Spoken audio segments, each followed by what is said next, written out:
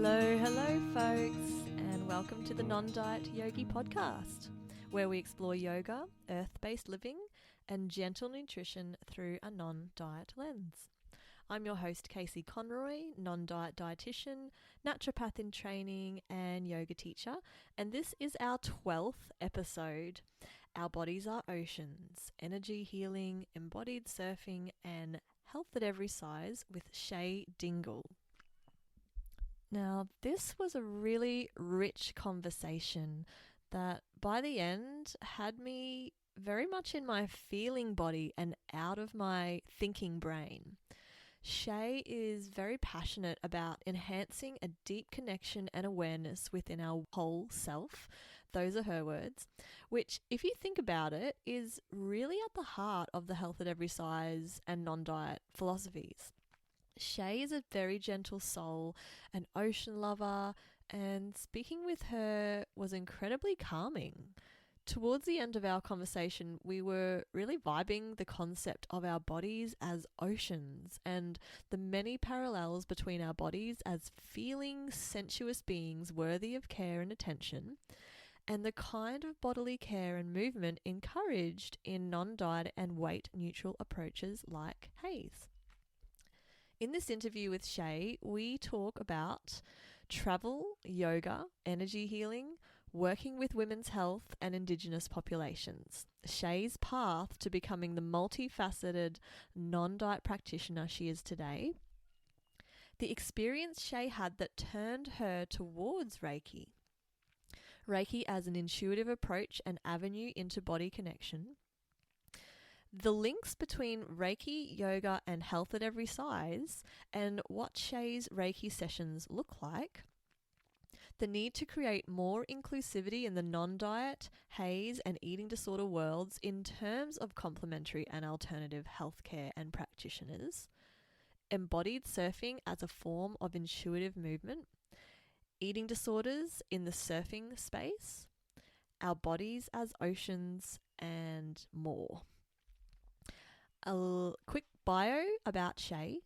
Shae is an accredited practicing dietitian, certified yoga and meditation instructor, Reiki therapist, and surf coach. Shae is passionate about all things that enhance a deep connection and awareness within our whole self, as well as cultural views that shape our connection to how we see ourselves. Shae's experience as a dietitian has taken her to a range of health settings around the world, with clients of all ages, cultures, and health concerns. As a dietitian strongly aligned with HAES principles and non-diet approaches, Shae aims to support positive relationships with food and body trust. Her work particularly focuses on supporting eating disorders, disordered eating, body image concerns, and women's health. Shae is based on the Sunshine Coast and is available online or in person for consults, workshops, and healing sessions. Shae also holds various women's mindful ocean sessions as a space to explore body trust, joyful movement, and connection. So, a little personal update from me before we get started. With everything that's been happening with COVID, anyone who's studying at university or school will probably know what I mean when I talk about this. A lot of uni subjects, especially theory-based ones, are now available online, and in my case for the rest of this year. So that was just my toddler coming to the door. It is a very interesting experience to keep this podcast going whilst having little kids around and just life happening, which is why any feedback I get from you guys just gives me so much encouragement and excitement to keep going with this little passion project of mine, this podcast. It is really tricky. I've got to be totally honest. It is really tricky to find time to create this podcast. And as I was just saying before I was interrupted by my little one, uni is now largely available online, at least for the time being. So I've actually decided to go back the second half of 2020 this year and to go back to full-time study, to keep chipping away at my naturopathy degree. I'm a third-year student and it's a 4-year degree. Yeah, so adding a podcast to all that is probably not the most sensible thing to do, but in the name of self-care, I've decided I will be putting these podcasts out once a month instead of every fortnight, which is what I was previously doing. There is a huge amount of work involved in releasing, creating, editing, etc. each episode, and so any 5-star ratings, positive reviews that you guys wish to leave, they just absolutely make my day and they really make this podcast worthwhile. If you really love the podcast, I would love for you to subscribe, leave a rating and review on Apple iTunes. And to do so is actually really easy. From the show page, you just scroll down until you see the rating and review section and it has 5 stars, and you go ahead and rate and review there. For even more love, you can become a Patreon of the podcast. It's just $2 US a month. The lowest tier gives you access to almost all of the goodies I have there up for grabs. So they're non-diet, very much health at every size, bonuses that you get every month. Shae has actually offered 2 bonuses for Patreon subscribers to accompany this episode. The first is a beautifully presented PDF guide called A Feel Good Guide to Taking Care of Yourself, and it's full of soulful, non-diet yumminess. The second is a significant discount off of Shae's intuitive Reiki treatments, and that's for a limited time.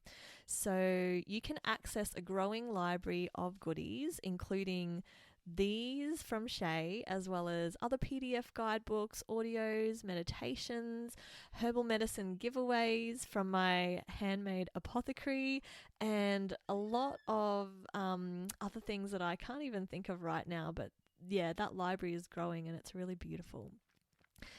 Okay, everyone, so without further ado, let's get to my interview with Shae Dingle. Hello, Shae, and welcome to the Non-Diet Yogi podcast. It's so exciting to have you here. Hi, Casey. Yeah, it's great to be here. Yay.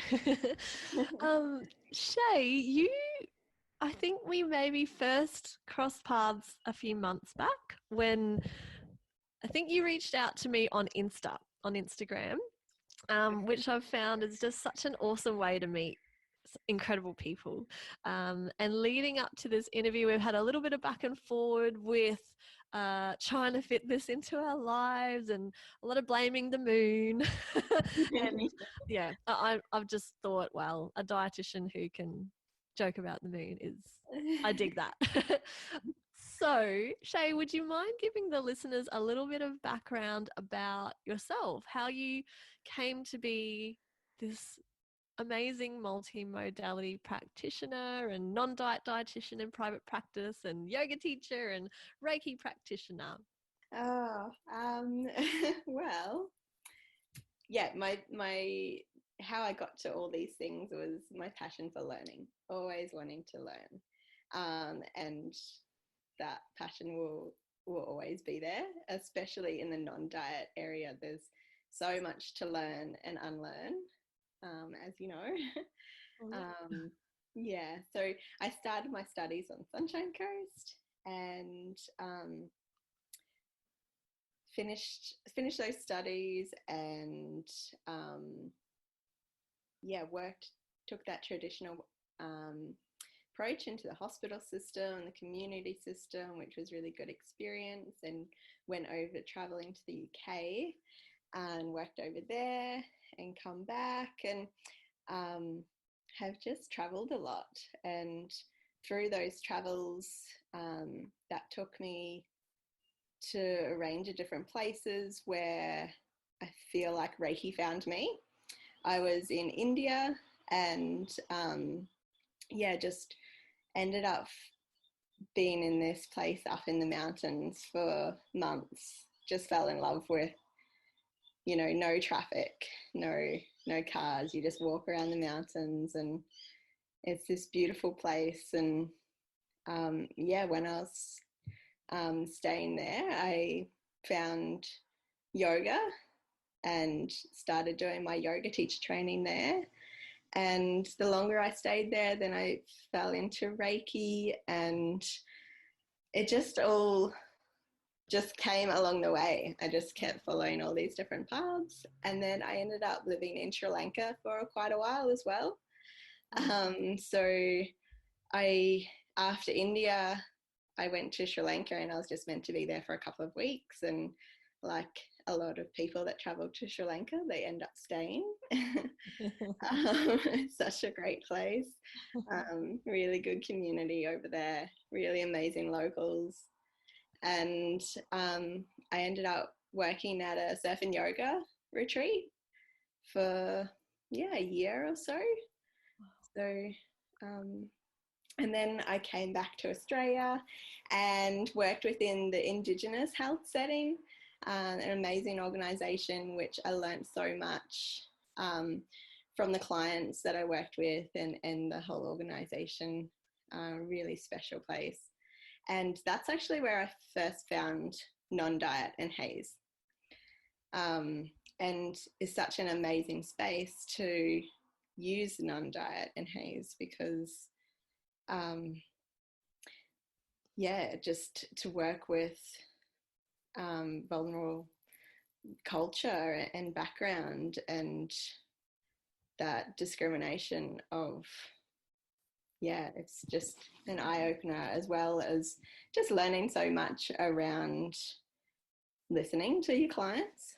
And it's that really shared space, which is really important.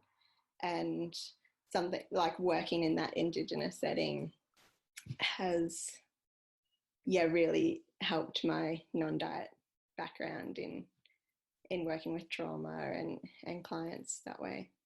Yeah, because that's such a big part of a health at every size, non-diet kind of approach, right? It's very, very client-centered and trauma-aware. And wow, working with an Indigenous population, that's just something I've always wanted to do. And I don't know why, but just it hasn't happened. And yeah, that must have been an incredible experience for you.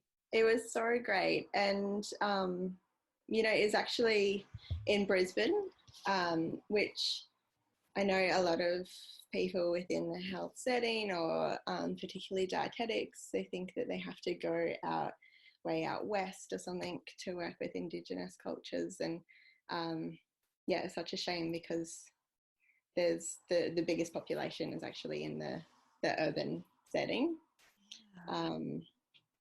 And lots more of the culture is moving into the cities to get better access to healthcare. Yeah, exactly. Yeah. Oh, wow. You're making me think of when I was a student dietitian, and this is the only kind of public health work I've done, but I was working with some Burmese newly arrived migrants, and it was just, I loved it. I loved it so much, and I learnt so much from working with them and listening to them and learning about their culture, and just fascinating. And I get the travel love as well. Just your career path sounds like this amazing, colourful, like I'm sitting and going, oh, I should have gone to Sri Lanka. Oh no, it's amazing. Yeah, I also, before I went to Sri Lanka, the reason I was in India is I was doing some volunteer work with an organisation over there as well, which did amazing work for women and children's health from pregnancy all through to 18 years. Wow. So that was quite an experience, being the only tourist in that area, and working into that organisation of we did a bit of everything from clinical practice to going out to the villages and slums, as well as public health, data collection and research and that. Wow. Which part of India was that?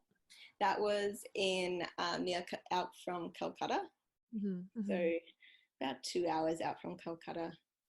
Yeah, wow. Tiny little place where there's just cows and crazy foot traffic and horns, and that's what made me go into the hills, because after being out there, I was like, oh, I just need some quiet. Yes. Oh, that's how I felt in India as well. I just thought, is it possible to ever get away from the noise? I never found a place like that. But yeah, it sounds like you were moving in that direction. Yeah, it was, but starting in India in that particular setting, just after being in that area, I could handle anything, like eating the food off the railway floor, and like all the street food and the water, and I was sweet. I was absolutely fine. That's that's awesome. Yeah. Wow. Oh, so you mentioned in India that's where you first came across yoga and Reiki. Is that right? Well, I've been Cool. practicing yoga for a long time. Yeah. Yeah, I've been practicing yoga since I was in school. It was, I don't know, I was one of those weird kids that I was the only kid that would go to the yoga class. I was that kid. I was 14 when I went to my first class and it was all elderly people and Yeah. it was a gold coin donation. I was like, this is cool. Yeah, it was so great. So Yeah. yeah, always had yoga as, yeah, part of that practice, and not that I've always practiced regularly, um, but yeah, I didn't go to India to plan to do a yoga training, or I definitely didn't plan to learn Reiki, but Mm. it just felt right at the time. Yeah, wow. So Reiki was something that you came across in India, is that right? Yeah, I'd actually never heard of Reiki. Okay. Had no idea what it was, and um, yeah, I was just meeting different travelers, and met a really good Reiki master who was amazing, and yeah, he just said, like, you should try it, and I Mm. gave it a go, and you get your, when you're level one, or each level you get a, like, what they call an attunement, Yeah. and I don't know, like, before that, you know, as a dietitian as well, you have a very scientific mind, and I just didn't know what it was. It's hard to understand because it's this non-touch modality, and but I got this attunement, and I was just blown away. It was really amazing, um, and just too hard to not believe what that is. Yeah, it's incredible when you have those life experiences where, with all whatever, it doesn't matter if there's no scientific evidence, the evidence is right there in your Yeah, lived experience. yeah, just that feeling is Mm-hmm. amazing. And yeah, even when clients will come in for a Reiki session now, um, it's just always really interesting to hear their feedback. They always love it, and it's amazing to hear what different people feel during the sessions. Wow. Yeah. Well, Shay, maybe you could you tell us a little bit about Reiki, like what it is and how it's practiced and maybe some of the benefits? Yeah, so Reiki is, you do Reiki, a little bit of Reiki yourself? Well, I've done my level one.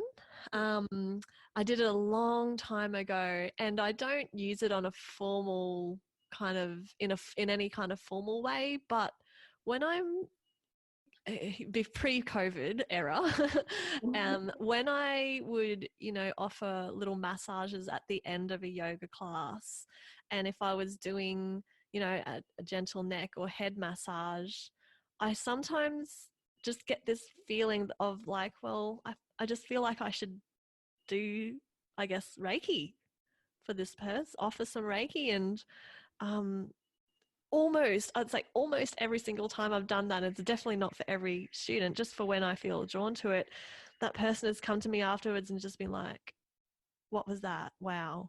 Mhm. What did you do? And I will honestly be like, I don't know. I just felt an urge to offer you some Reiki. And I still don't know how it works, and my scientific mind battles with it all the time. But yeah, there's something going on there. Definitely, yeah. Yeah, and I mean, you being, you're far more qualified than I am in it. And for the people who don't know what Reiki is, yeah, could you tell us a little bit about that? Yeah, so like you said, I think it's a very intuitive um, approach. So Reiki is the concept is that the person giving the Reiki is like a channel for universal energy. So yeah, the healer is channeling this energy and directing it to the person in front of them. So through the hands, and it's a non-touch, or you can just rest the hands on the person, and the energy kind of will just go to where it's needed. I use it to work through the chakras, so the energy centers of the body. There's you sort of work from head to toe or toe to head, whichever way, and yeah, work through these energy centers in the body. So I guess like yoga as well, we have there's a belief in nadis and energy centers, and that flow of energy through the body, and how perhaps in different postures you can hold energy in the body, or there might be blocks of energy and you're using yoga to open up those blocks. So Reiki, yeah, is opening up the energy. I find that it creates this really nice sense of clarity, relaxation, calmness. It's very subtle but powerful energy at the same time. Yeah, I've Yeah, found the same thing whenever I've received Reiki. Yeah, yeah, really deep feeling of groundedness and calm and softness. Just yeah, it's beautiful. It's beautiful. yeah. It is a really beautiful practice, and that's what keeps me practicing it, because after each session, it's just feels so nice to give that energy, and then to have your clients, see their response, and Yeah, it's so relaxed. yeah. In my very few kind of experiences with it, just as I said, giving a little bit in yoga, not even really thinking about giving Reiki, but just doing it. Yeah, I feel very good afterwards as well. Just, as you said, if you're acting as a channel for universal energy and you've had that move through you, I mean, it sounds like a good thing to me, and it feels good, right? Yeah. So through my Reiki sessions that I give, I use a combination of Reiki and crystals and color therapy. I use a guided meditation and use color through that. And then aromatherapy, and it's just it's like a big soul hug. Oh, oh, it sounds so delicious. I feel like I want to come have a session with you. Yeah. um, Yeah. and I think, that the reason people go have a Reiki session or an energy healing session, it seems really similar to why anyone would learn yoga or meditation, why these things have become so popular. And I think it's because people are curious. They're looking for healthier alternatives. And I think people are discovering the capacities of our bodies, not just our physical bodies, our subtle energetic bodies as well, and maybe the limitations of mainstream medicine, maybe the failures in some cases of mainstream medicine, which includes, a weight-centric paradigm. Definitely. And as people are starting to say, well, I respect my body and it deserves something better. It deserves care and it deserves looking after. I think that's why people seek Reiki. Really the same reason they seek a health at every size and non-diet paradigm. Yeah, definitely. And yeah, like there's a lot of scientific evidence that actually does harm. Um, Yeah. with a weight centric paradigm, or you know, like, yeah, people seek something more. And I guess with everything I do, I'm very focused on body connection. And Reiki is a really great, yeah, avenue into that, without words, and without, you know, it's feeling, it's that deep feeling, that deeper connection. Just, I don't know, the body can tell us so much. And yeah, through non-diet, you know, we're very focused on how does that feel, what's the body telling us, paying attention to those body cues. And yeah, you know, there's a whole different range of how we can listen to the body. And sometimes you might have a pain or something sitting in the body, you just see it as pain, but there can be an underlying reason for that pain or that emotional holding. And yeah, there's a lot to learn about the body, and it's just communicating to us all the time. It really is, isn't it? It's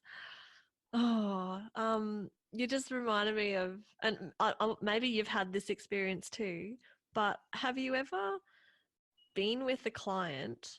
So I'll tell a quick story. Yeah, Um, please.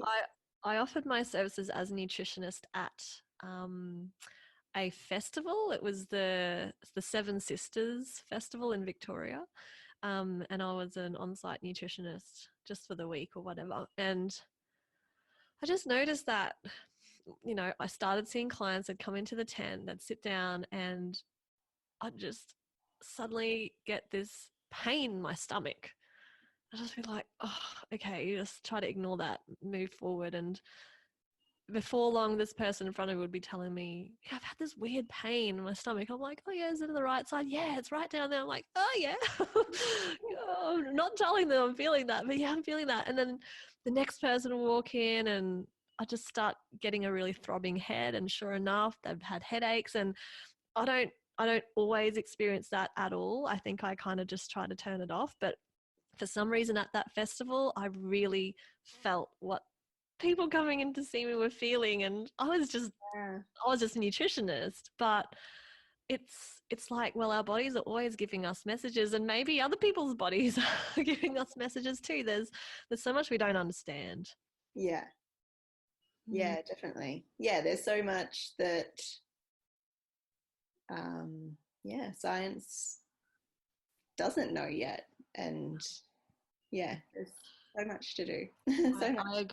I agree. And I think to presume that science has all the answers and that we should rigidly just stick to that, and if science doesn't have an answer, then to presume that something's not worth considering, that would be missing out somehow.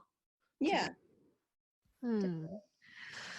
Shae, can we talk a little bit about this issue of walking the line as a non-diet dietitian or just a dietitian, and a healer, as a complementary alternative medicine, whatever you want to call it, practitioner? Do you ever have any difficulty walking that line? Like, how do you do it? So the reason I went into private practice is so that I can, one is just do non-diet. I don't want to have any part in weight-centric care.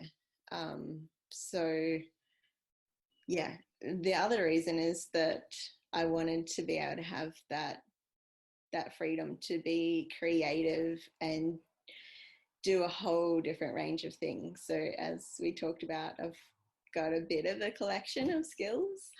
Just a bit. I kind of just wanted to experiment with how I can bring all these skills together, and Reiki being one of them. And I'm very mindful that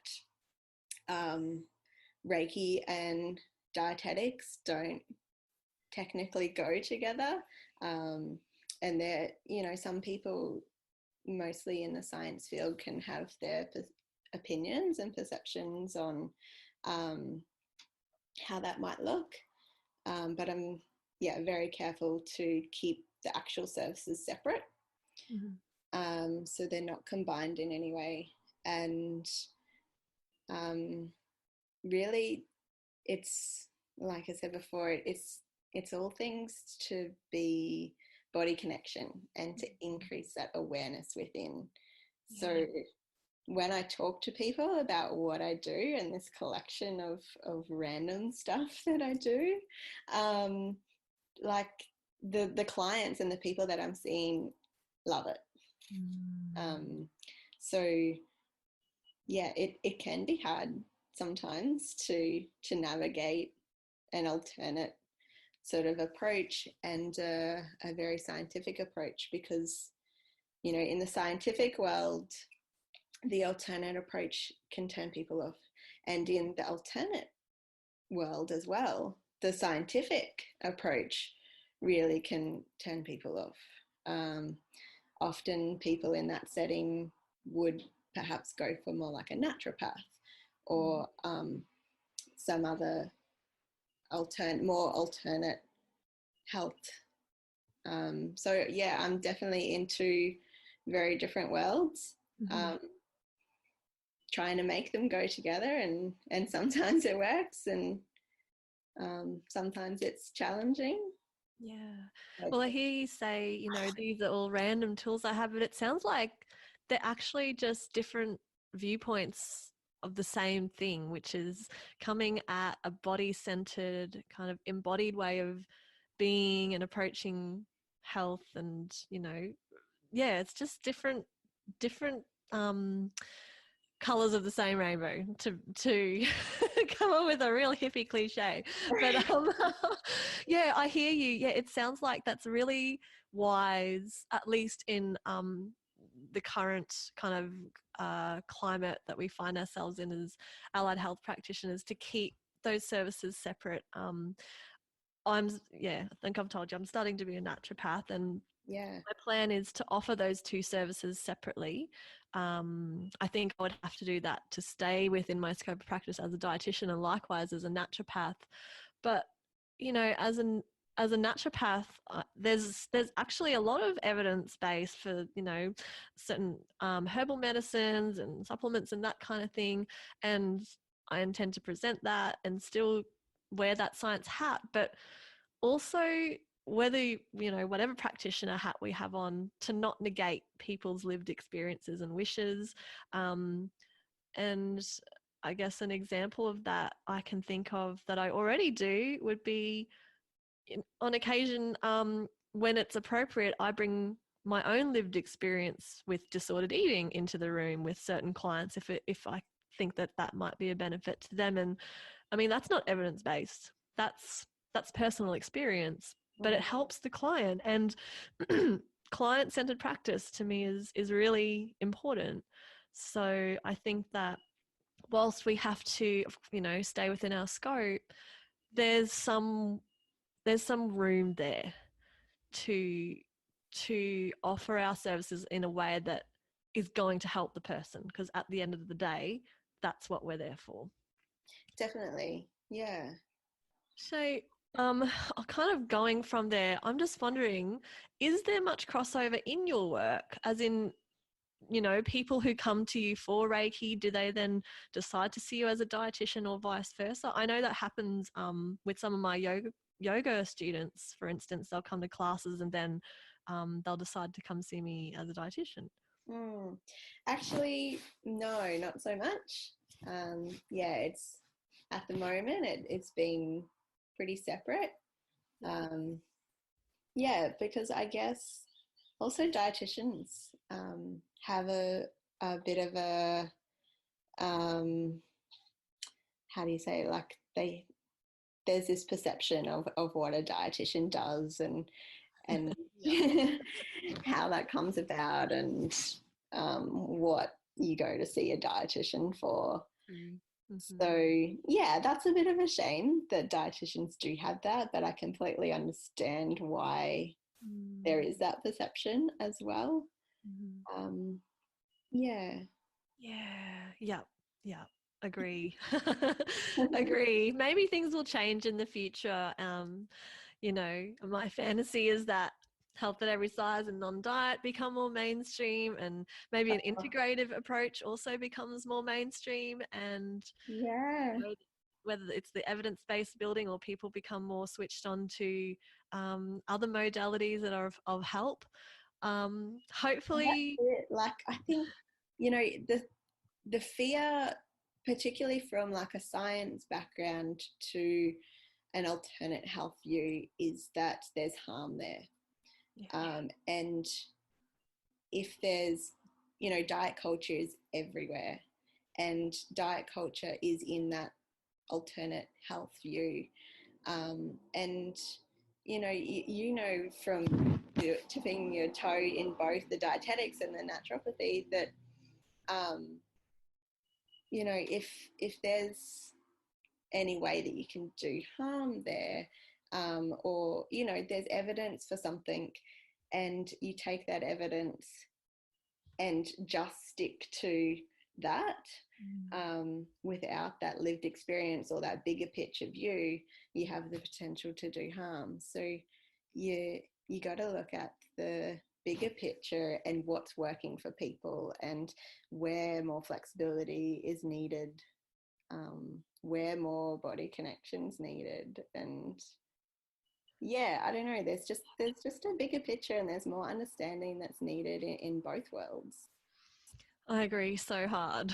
Yes, I agree with everything you just said. And I think it's a real strength, you know, that people like us, that we're dietitians, yes, but we also have other tools and perspectives to see things from different angles. And that does allow us to be a more holistic practitioner. I know that's a buzzword that turns some people off, but I know plenty of non-diet GPs, dietitians who are trying to be holistic in the sense of getting that bigger picture, because we're far more helpful, we're far more of use if we can grasp that bigger picture and not just myopically focus on, you know, the double-blind studies or whatever.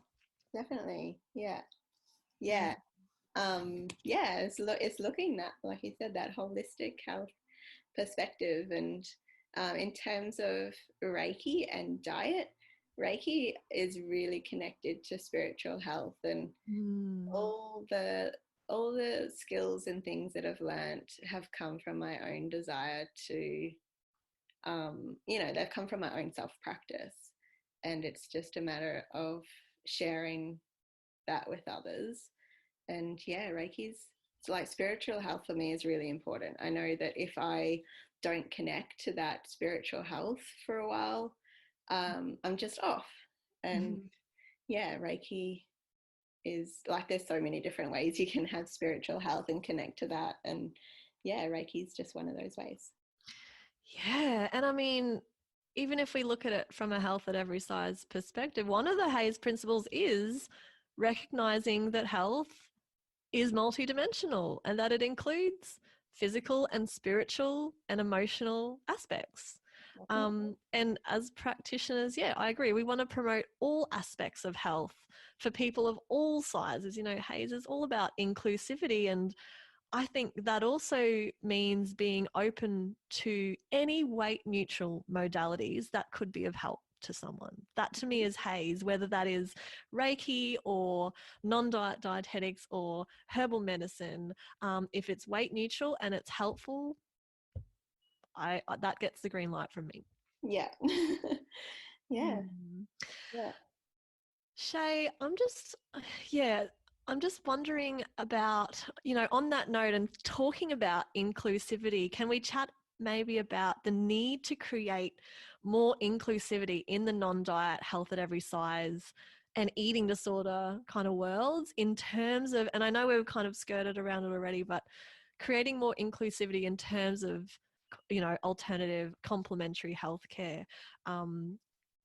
You know, I know that I often preach about how massively naturopaths and yoga teachers would benefit from embracing intuitive eating and, you know, weight neutral, non-diet approaches. But I also think that the reverse is true. So non-diet dietitians, non-diet GPs, other HAES practitioners, I think would really benefit from at least being open to CAM, not necessarily having to study it, but being open to it, and being open to modalities which can and do help people, like energy healing.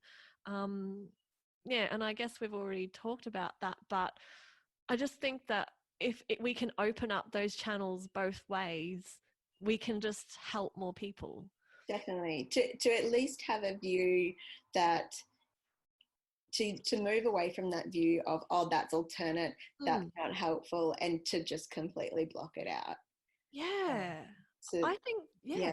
it doesn't help. And then, you know, the clients and people that we can help, perhaps they do want to take that approach, and for the science world to set up a very strong opinion about not going there, then you're creating that disconnection with the clients of you know, you're breaking that trust. Maybe they don't want to tell you that you're doing these things, or maybe they don't want to see you at all because they think that you're going to judge on this thing that they might be doing outside of that medical model.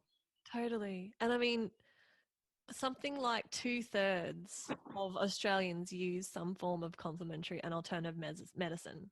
It's massive, 2/3 of the population. And I think as long as we, you know, we as a collective, you know, practitioners, non-diet practitioners, as long as we are shunning alternative medicine and energy healing and so forth, and keeping that separate from our practice, our HAES, our non-diet approach, many people who really need a non-diet, weight neutral, inclusive approach, and also have an interest in energy healing, as you said, or whatever care modality, those people will go elsewhere because, as you said, maybe they're scared of being judged or poo-pooed about what they've found helps them or what they want to try, and that they might actually go to places and professionals who will perpetuate diet culture and body dysmorphia. You know, I know that within even naturopathy, there's, just like in dietetics or in medicine at large, there's heaps of practitioners. The majority of practitioners are not trained in eating disorders or HAES or non-diet, and if these people are being turned away from us as HAES practitioners and going to people who aren't trained in that stuff, more damage is going to be done when they're told to avoid sugar for the rest of their lives or whatever. Yeah, definitely. Yeah, there's diet culture, deep diet culture in both worlds, and for me, that's the main issue. That's where most harm is done. You know, like there's so much disordered eating in that alternate health space. So much. Yeah, and you know, weight stigma in both. So I actually find it's a great opportunity to have a bit of a toe dipped in both, to help overcome that weight stigma and diet culture in both settings, rather than just focusing on this science world and then letting this alternate health space just, you know, not even be aware of the harm that's happening. Exactly. Yep. Yep to all of that. It's really, I think it can be a great space to just reduce harm wherever we're practicing. Yeah, absolutely. I think, and we'll just cast a far wider net. If we as a HAES community are open to that integrative approach, if we're open to, you know, where people are coming from, what modalities they're interested in, as long as they're weight neutral and they're not going to hurt people, then I think we should accept or at least tolerate that. So, okay, I'm just thinking like, okay, if I'm listening to this podcast and, you know, I'm probably a non-diet person already, maybe I'm a practitioner, and I'm just playing devil's advocate and thinking, well, maybe some of these people have had negative experiences with energy healers or with naturopaths or CAM practitioners. You know, as we were just talking about, I see a lot of thin is better messages in the natural health community, or whatever we want to call it. And the idea that we're not promoting diets, we're promoting lifestyle change that will lead to weight loss, you know, just like everywhere else. And I have not seen and heard of, you know, heaps of naturopaths offer weight loss. I've heard of Reiki for weight loss. What do you know, what, I can guess what you think of that, but what are your views on Reiki practitioners who offer this? I guess I just want to clarify that not all Reiki practitioners offer that. That's not all that it's about.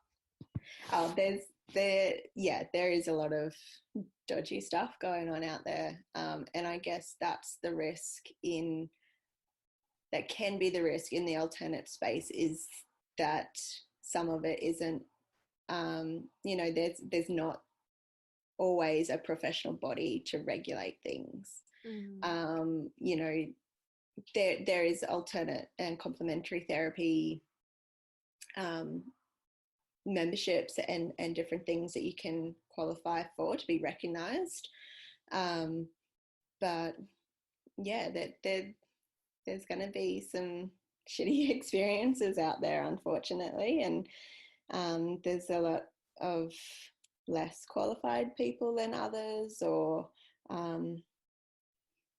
sometimes.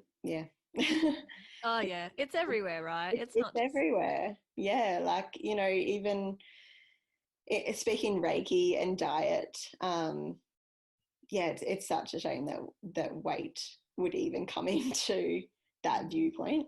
But I know there is this, particularly for Reiki healers through the training, there can be a viewpoint to be this clean vessel to harness the energy, and to make sure that what you're putting in your body is non-toxic and all this type of stuff. And, you know, that's very strong diet and culture there. And yeah, you know, you take it or leave it. Yeah. I choose to leave it. Yeah. You know, I'm gonna... Nicely said. Yeah, I'm all for lifestyle changes to support health. Like, that's what we're about. We're health practitioners. But and that's where I really value my background in science, to have that critical view on what may or may not be, you know, worth focusing on. What's worth bringing to the table? What's the purpose of Reiki? Is it, do you really want to focus on weight, or is it there for that connection, that soul light, you know, that you want to be uplifted, not dragged down by weight? Yeah. Can we just drop the weight loss focus? Yeah. Let's support our health in every, you know, form, physical, spiritual, and otherwise, without a weight focus, which we know has so many negative side effects on, you know, unintended consequences and all kinds of nasty things. It's sneaky, that diet culture. It's everywhere. As we know that. Yeah, it just gets in everywhere, and it's to pull it up and just call it out as much as you can. And to call it out and to just have at the forefront of our minds, and to, you know, maybe when it's appropriate, help our clients understand that not only does it not fulfill its promise, you know, a focus on weight loss or eating clean, diet culture in general, it's very ineffective at producing thinner bodies, even at producing healthier bodies, definitely. And it can have all those unintended consequences, or at least food and body preoccupation at the very least. All the inflammation of weight cycling and just distraction from people's goals and general life quality. Eating disorders, weight stigma, all that stuff. It's just so shit, isn't it? Yeah. And as you know, I'm a big you know, value body connection. As soon as you bring weight into that view, there's a complete disconnection from the body. There really is, isn't there? Because it becomes, instead of having that internal focus, that internal reference point of how am I feeling, how am I being, you have this external, external reference points, which You can have take this you a, desire to change, and it's not coming from a place of acceptance. And yeah, as we know, weight isn't, thin isn't healthy, always mm, healthy. mm-hmm. Larger bodies aren't always unhealthy. Yeah, that's it, exactly. Yeah. Well, you touched on embodied, being embodied. So maybe this would be a good segue to talking about one of the embodied practices that you're a huge advocate of, and that's surfing. Yeah. And I am so fascinated by, what I want to hear from you about this. Could you tell me a bit about your own experience with surfing and how this kind of practice can really fit in with an intuitive eating, intuitive movement approach? Mm-hmm. I love surfing. Um, it's it's my joyful movement. There's no other practice that I could literally spend all day just loving. I don't know. All surfers have this. It's not about just standing up and riding a wave. It's this complete embodiment, this connection to the ocean, connection to something bigger than yourself. Um, yeah, so there's so much to connect surfing with non-diet. So as I mentioned before, I used to work at a surf and yoga camp. So I really enjoyed teaching the surfing. But what I do at the moment is it's not so much about having a set surf class or teaching a surf lesson. It's more about bringing mindfulness and enjoyment to movement and using surf as a practice of body connection. And I don't know, it's a sport that you can spend hours doing and feel absolutely exhausted after and feel amazing, because it doesn't feel like exercise. It's just this moment with the Yeah. ocean. Yeah. Oh, you're making me want to, Yeah, go I surf. don't know if I explained that well. No, I think the message came through very, very strongly. The little snippets of, you know, that surfer's high that I've experienced just on my, 7 foot, whatever, massive board and on Yeah, tiny waves. You're yeah. right. It's an unforgettable feeling, not just of riding the wave, but that larger magnanimous feeling of this connection to the ocean, to something greater, to these forces that you don't have control over, learning how to work and move with those forces, and literally going with the flow, which it's a metaphor for everything, for life, and a beautiful one at that. And you know Whether you are actually surfing or just near the water, I don't mm. know. It's something about the ocean that everyone. I haven't met anyone that doesn't like the ocean. Like maybe people don't like the sand or they're scared of the waves, but that ocean energy is pretty special. And you walk down to the beach and you breathe in that salt air and you feel that ocean energy. Yeah. It's calming and it's relaxing. And whether you're there by yourself or you want to be there with your friends, it's such a great place. Yeah, it's definitely my happy place. And Hence why you live right next to it, right? do it. That's amazing. Yeah, all Oh, my travels have usually been to another part of the ocean, or very rarely away from it for too long. yeah. It gets you out of your head. I mean, my husband Andreas, he's a surfer, and I mean, I'll be, the other day I was on the beach with the kids for like couple of hours, we get to the point where they were getting antsy and over it. And he comes back after a few hours surfing. And he's like, and I told him, I was like, wow, you were out there for over 2 hours. And he was like, what? What? Yeah. It didn't feel like that at all. Yeah. So yeah, he was out there having this incredible experience while I was still in my head and, keeping track of time and all that. But yeah, going by what he's told me about all his surfing experiences, it is his happy place. And Yeah. for me, at the moment we live an hour away from the coast, but he goes surfing a couple times a week, drives to the coast. Sometimes we go with him, sometimes we don't, because I know I'm in for a long wait with kids. Yeah. But yeah, it's his happy place. And when he does that, he is so pleasant to be around. So it's Yeah. totally worth it. Yeah, definitely. Yeah. Wow. And I think as surfing gets more and more popular, um, one of the reasons that I wanted to focus on surfing with my clients in non-diet, is to try and stick to that traditional concept of surfing, that it's not just about going out there and fighting with the water and being aggressive in the water and catching as many waves as you can. Yeah, surfing is about, and often when you catch your best wave, it's when you're present with the wave. You can go so fast on a wave and you finish the wave and it's like, oh my gosh, what happened there?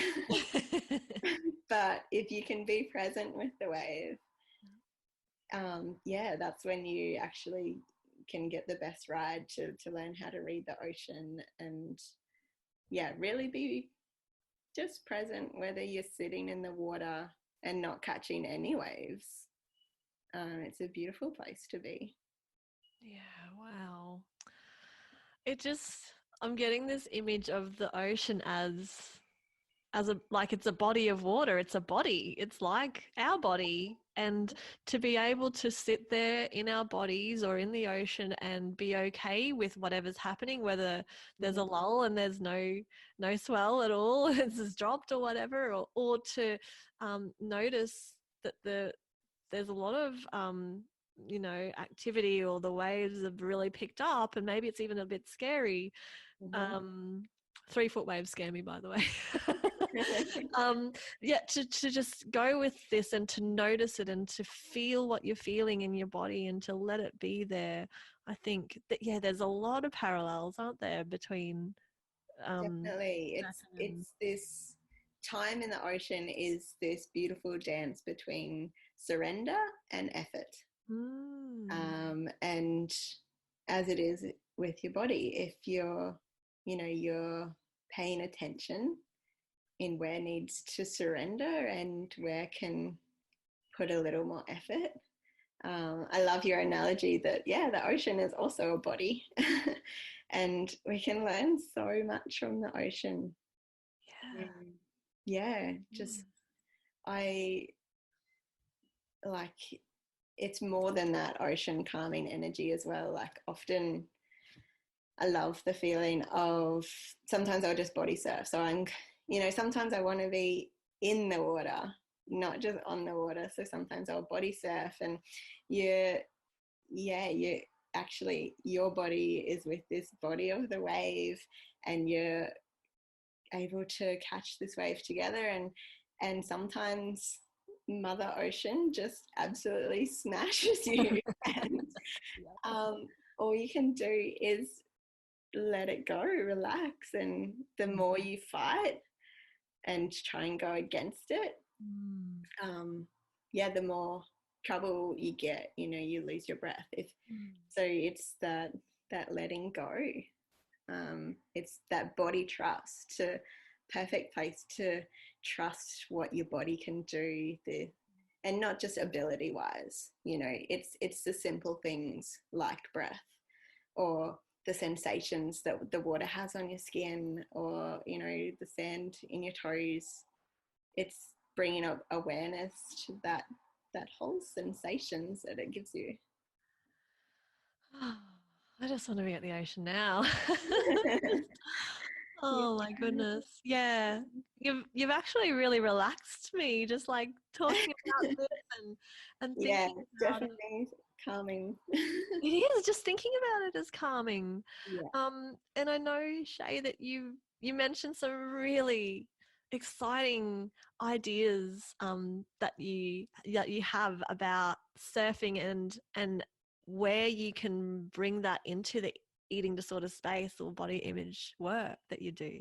Yeah, so Can you talk? in my private practice, I focus a lot with weight concerns, the body image, and eating disorders. And yeah, I just thought surfing was a perfect place to experiment with that because, um, it can be a challenge to go down to the beach in minimal clothing and in front of others. Um, but at the same time, once you're there in the water, it's kind of the last thing you're thinking about. Mm-hmm. um, so yeah, it's I really wanted to, there's actually so many organizations out there that work with surfing and mental health. Mm-hmm. And I thought surfing and eating disorders was a perfect link to one to just get people together and connect with similar experience, and then like we talked about that surf in creating that body trust and overcoming some of those perceptions of body image and joyful movement and mindfulness, that it's not exercise, it's a connection to what your body can do and nature. Yeah, it's a really mindful practice. A lot of, yeah, you can just learn so much from the ocean. Totally. And, you know, to offer something like that to people with disordered eating, eating disorders, body image concerns, Mm-hmm. I think could be incredible. And I'm really excited and I can't wait to see, what you come up with and how that unfolds for you, Shae. I will be watching. Yeah, I'll be waiting with bated breath. stay tuned. Yeah. Yeah, another idea that yeah, working on. Yeah. So yeah, I've had a fair bit of interest, and yeah, if there's like we were talking about before, diet culture can pop up everywhere, Mm-hmm. and there's actually a lot of women's surf and yoga retreats popping up, Mm. and I'd really love to create my own take on that, where diet culture does not come into the picture at all. Yes. Yes. Yeah, just have all that women's connection, and yeah, just experiment with what the body can do, no matter what level you're at. Oh my God, that sounds so awesome. I want to come. I want to be there. Oh, just to experience that combination. Yeah. Yeah. I can't wait to see how that unravels. Yeah, yeah, I'm excited. Wow. And I was talking to you a little bit before about, you know, surfing and diet culture, non-diet approach. Um, Non-diet's very much about social justice. There's that social justice movement behind it, and surfing's a perfect place to work on that, particularly with women, because in the surf culture, the whole background of surfing, often women have been pushed to the side, unfortunately. Mm-hmm. Yes, but as it gets more popular now, more girls are getting involved in surfing and experimenting, and whether it's a short board or a long board, there's all different styles, and um, I think it's really important to get more girls out in the water. I'm surfing a lot of the time, and it's a man's world out there. Mm-hmm. I've And had some scary experiences out there with angry men. yeah, and I'm so grateful for the men in my life that have brought surfing to me have, taught me surfing, and the men that I surf with now, they lift me up, and it's good to surf with people who can challenge your ability and feel like you're safe at the same time. But it's such a man's world in the water, unfortunately, and I'd love to get more ladies out there. Yeah, it is a man's world for so many other sports too, and that is changing, right? It is changing. It's changing in soccer. It's changing in a bunch of other sports, and yeah, surfing. There've been a increase in female surfing and competitive surfing, and as far as I understand, those women do not receive the same prize money as men, which is annoying and pisses me off. But yeah, I'm with you. Like, let's get more women out there.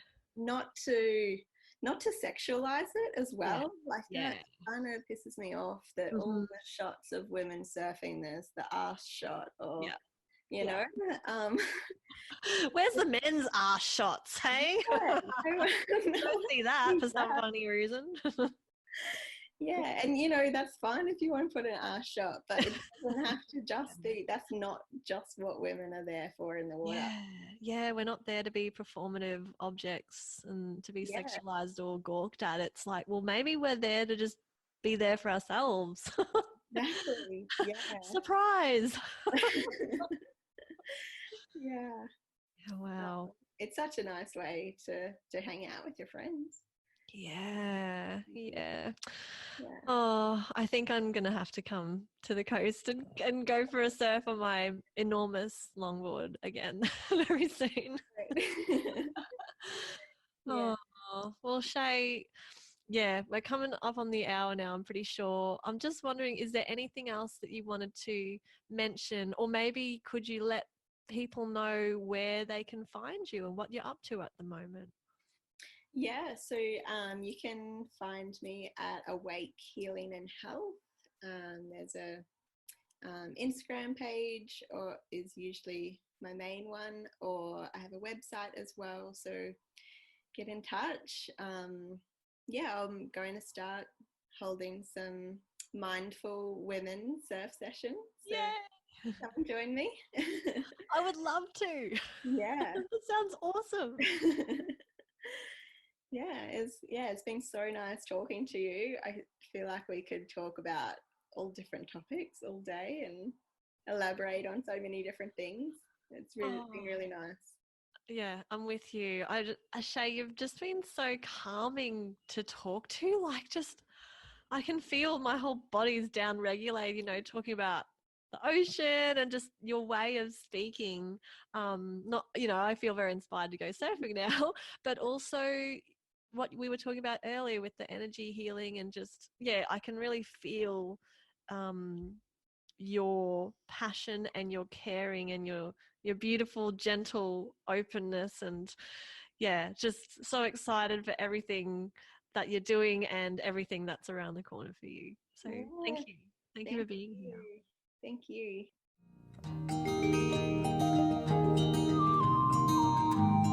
Thank you for being here and for straddling the tricky edges of Yogaland and diet culture with me.